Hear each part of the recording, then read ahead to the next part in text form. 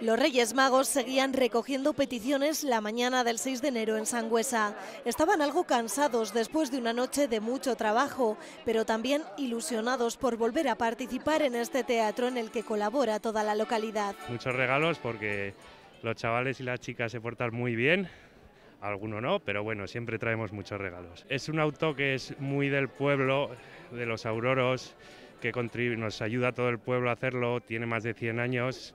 Es muy bonito porque es en verso y para nosotros es algo especial.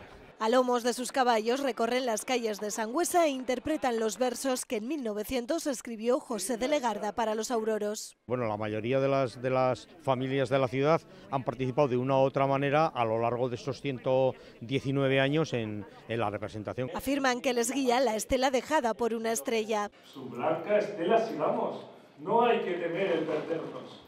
Aunque en su camino se topan con el malvado rey Herodes. Dijeron ser una aldea la afortunada entre todas la primera, porque de ella ha de salir el rey salvador que anhelan. ¡Veo en tus ojos traición abominable y horrenda! Pero los Reyes Magos, lejos de acobardarse, continúan su camino hasta el pesebre. Allí honran al niño recién nacido y le entregan sus regalos. Te gusta el volver a sentir la historia a través de los personajes locales.